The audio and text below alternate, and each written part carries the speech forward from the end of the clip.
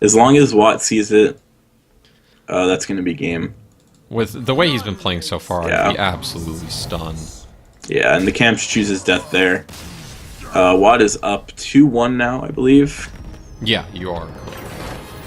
And so he is going to be bringing his patron into this next match, which I think is super, super bad against Control Warrior. I don't know what your opinions on the matchup are, but I hate playing that matchup as patron.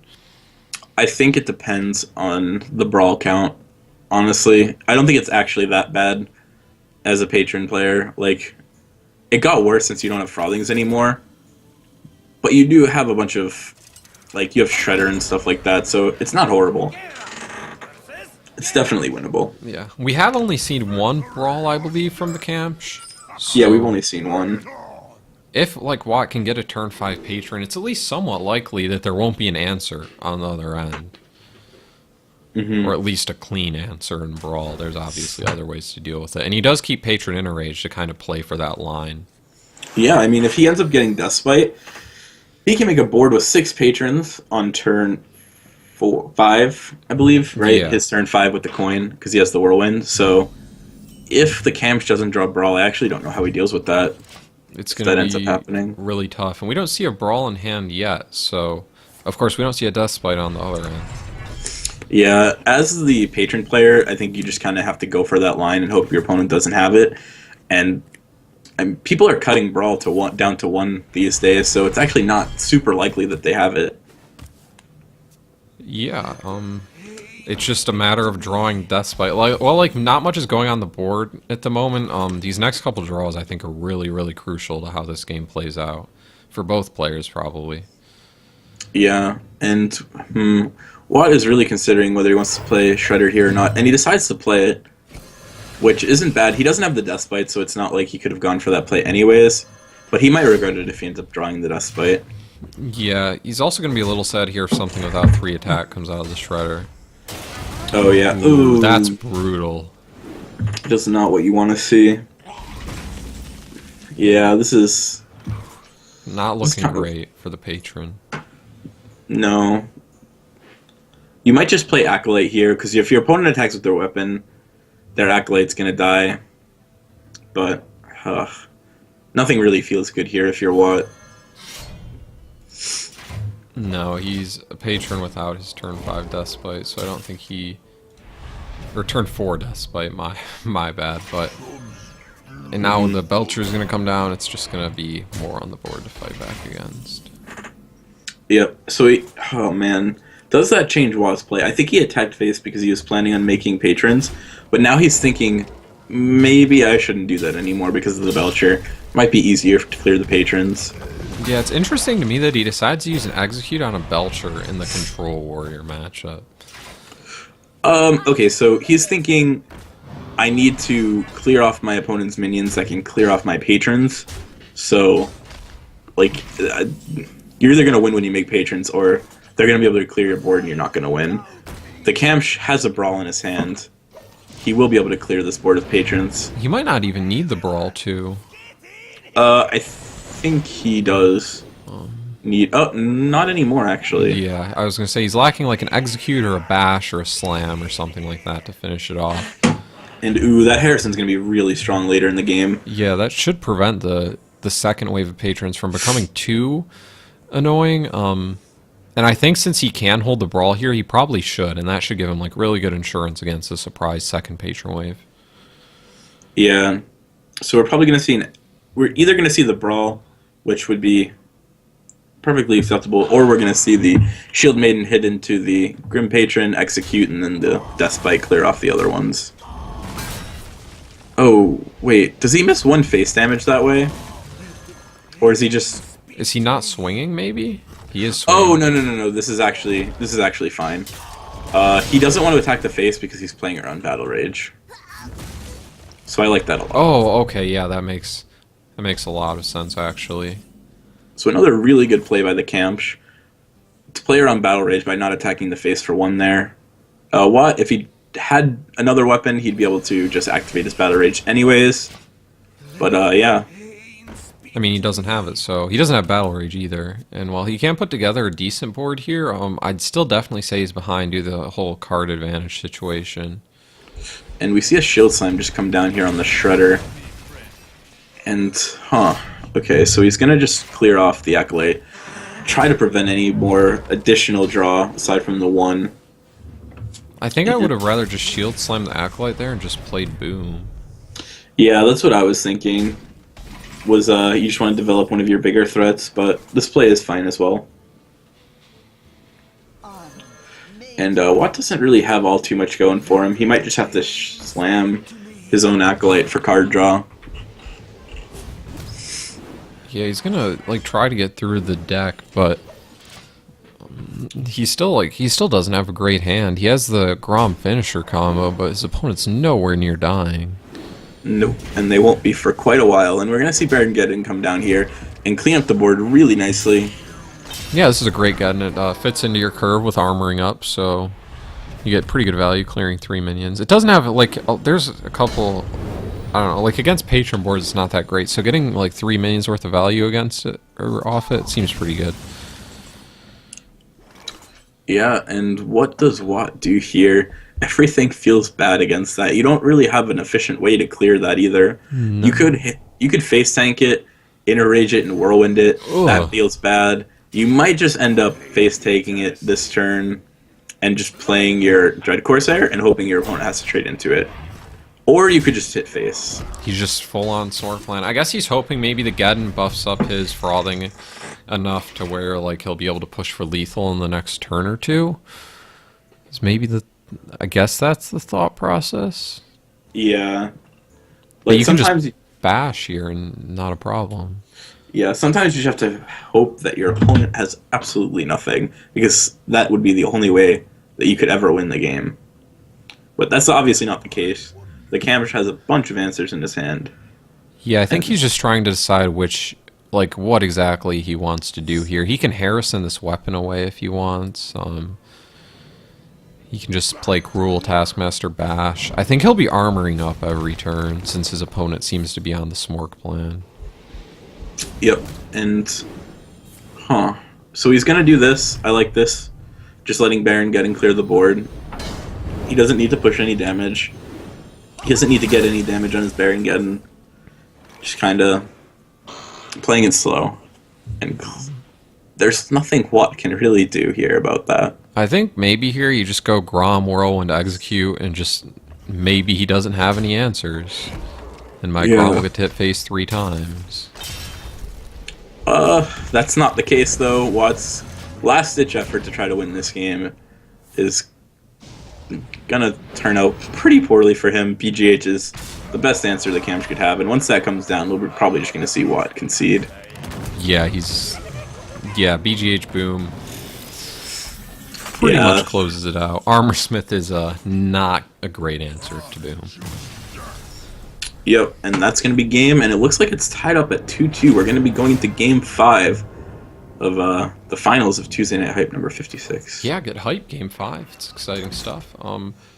Yeah, this is some of the best play that I have seen so far in general in Tuesday Night Hype as a spectator or a caster. Really, really impressed by both of these players. Yeah, the last couple finals I think have been rather one-sided from what I can imagine. I know you played in one 2 weeks ago. I can't remember exactly how that one went, but last week was a little one-sided. Yeah, I don't even remember at this point, but this has been really impressive by both players, and they both clearly deserve to make it this far. And we'll see how Game 5 goes. Yeah, this is for everything right here. It looks like it's going to be Patron Warrior versus some sort of Paladin. I'm assuming Secret, because, well, it's Hearthstone. And it looks like that's what it is. So how do you feel about this matchup? I think it's very slightly Patron favored. Yeah, it's definitely Patron favored to some degree, but it's still going to be really close. And WOT does not have a weapon in his opening hand, so that is not good for him, and TheKamsh has a really, really strong curve. Yeah, if he can get this, if he feels like confident enough to just play this knife juggler here, he could get paid off pretty well for it. Although I guess Unstable Ghoul kind of answers to it. It's not nearly as good as an answer as War Axe. Wow. Okay, so that's really unfortunate for WOT that he does not have War Axe, and the Kamsh just goes juggler on turn 1. But the Unstable Ghoul is able to go 1-for-1 with it, so it's not too bad. WOT's on turn 3. He can just play his Acolyte, try to get extra value off of it. And the Kamsh is actually drawing kind of poorly. Double Avenge is not what you want to see. No, not at all. If he can get out of this turn, I think he'll be alright. He'll have Keeper on 4, Loatheb on 5, and then ideally he draws into a Challenger for 6, but this Acolyte's going to draw twice here, and he's not going to be happy about that. He can also get a pretty good value Battle Rage off if he wants. Yeah, we're probably just going to see... we're probably... Oh, man. I think that once this gonna Avenge be really goes off, clear. you go into the Death Spite, right? Yeah, this Death Spite just clears so well. Like, you have 2 1/1s to deal with, but you have the Whirlwind on the Death Spite to deal with those in the future turns. Yeah, and you're even fine. Like, you have an Acolyte on board, so you're not super upset about leaving 1/1s on the board. Keeper of Uldaman might change that when it comes down, but... Yeah, Keeper of Uldaman is really strong for the Kamsh here, but even that True Silver draw was kind of poor because you already have a weapon in your hand. And Cockhammer might just be better in a lot of situations. Yeah. Do you go for Patrons here? I don't think you can. No, if you go for Patrons, True Silver will just clear them off. If you had Inner Rage, you definitely do, but not like this. You might just play Armorsmith, second Frothing, and you just clear off the 3-4. How do you feel about maybe Armorsmith, Murgleton, Battle Rage? I like that too a lot. And if you get Ping... Oh, he got Ping. Beautiful. I was going to say, if you get Ping, you get to clear the board instead of Battle Raging. I don't know what he will want to do here, but both of those plays seem fine. He just takes the Battle Rage value instead. I don't think he's super concerned about losing either of these minions, so that kind of makes sense. Yeah, this is looking really good for WOT. We did see the Challenger pickup from the Kamsh, though, so that is like a little bit of hope.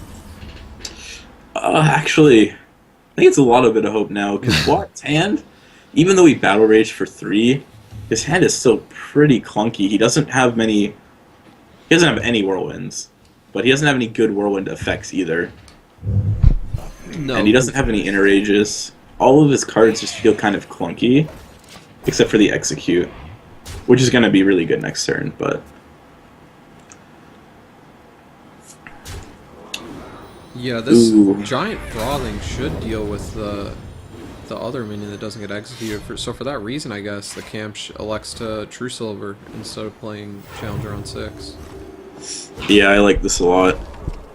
True Silver, clear off the Frothing, play Secret Keeper, play your Secret, and then see what your opponent has. And it doesn't look like he has too much, but he's going to be able to clear the board if he wants to. And then the Challenger is going to come down. We see a Frothing here. He might... He might just, yeah, he might just clear the Secret Keeper and then execute, which is just really strong. He's able to Battle Rage for another 2 cards if he wants to. No, he won't have enough mana. Oh, right, sorry. But Challenger is actually going to be at least okay here. We don't see an execute or any like super direct way to deal with it from WOT, so maybe he can get some value out of this and sort of get his footing back onto the board. Yeah. If he finds another execute, though, that's going to be really bad for the Kamsh. And he just plays Dr. Boom. I like it. Repentance is actually in the Kamsh deck, so maybe he'll feel bold enough to swing the Coghammer into this 7-1. I think that's what you have to do, honestly. But your opponent has Fire Blast, so the Divine Shield... I mean, it already wasn't that amazing because there's so many 1/1s on the board. Yeah. Like, Divine Shields in general are just going to be easy to deal with for WOT. But that Tyrion pickup is really nice. How do you feel about just dropping that? I think it's just too weak on this turn because you have to clear the Boom. You have Shredder, so Coghammer's not horrible. You're able to push 7 to the face, clear off the Dr. Boom, and develop a Pilot of Shredder. But for next turn, the Tyrion's going to be really strong. Is he thinking about trading in his Divine Shield to a minion? That would not make sense. There's no reason to trade it into a 1/1 because he's like a worst case scenario he pings it, and I don't think you're like there's not much of a difference between a 1/1 Murgleton. No. I think the decision is whether he actually wants to face tank the boom. Like, you could, in theory, trade your Divine Shield into the boom to save yourself some damage. But yeah, as a paladin, you kind of are forced to just play aggressively. Like, you can't do that. Otherwise, your opponent's just eventually going to win. Yeah, if his opponent had a way to get through this taunt, he'd be in a little danger of dying to Grom. But because you have the Cog Hammer taunt, and because you're playing Tyrion next turn, I don't think you're ever scared about him being able to hit your face again this game. Mm-hmm. It's not like he runs Owl or anything. Yeah. And we're going to see... we might see a Battle Rage here. I could even see like him just playing Grom Whirlwind to clear. But, yeah, that doesn't feel great. That feels pretty poor. He finds the second execute. Wow. That's exactly what he wanted. And now he might just play Grim Patron here. I mean, he has two. They're pretty clunky. There's a chance that like your opponent gets something weak off of Shredder, and you get to Whirlwind anyways, so... Yeah. I think it's also a nice defensive mechanism. You can get your opponent off your face for a minute. And you get to force him to take another 2 damage as well. So he opts to go face with that because he has the Grom setting up for lethal. And he knows that if he does this way, his opponent kind of wants to use his Cog Hammer to clear, but Tyrion's going to stop his lethal that he was dreaming of. And this is going to be a lot of Grim Patrons because of the hero power. Oh boy, this is going to be... I'm trying to... I think WOT just might win the game with this, because the patrons will clean up Tyrion next turn, and then he'll be able to ping his Grom to activate it, so he's perfectly fine wasting all his activators here. Yeah, this mage hero power is putting in a lot of work. This is arguably the best hero power for... and that's going to be game. And wow, TheKamsh just concedes. There's nothing he can do about that. WOT takes it 3-2, and he is our Tuesday Night Hype 56 champion. That was an incredible series. That was the most fun I've had watching a series of Hearthstone in a while. That was really tight. Yeah, I mean, WOT and TheKamsh both played so well. It just came down to matchups and draws in the end. And yeah. I mean, when you both play almost perfectly, that's about all that's left, right? So you can't This really is fault either player for playing well. And no, I mean, nobody did anything wrong at all, for the most part. Like, just really solid play. Just ended up coming down to top decks, but that's Hearthstone. Yep, that's how it rolls. And I think that's all for us from tonight. That was a great final. I hope you guys enjoyed it. I want to give a quick shout out to Esports Hero. They do a great job helping us out, sponsoring us. So check out their website, win some money playing some games on there. I believe you get a free bonus when you sign up. So go check that out.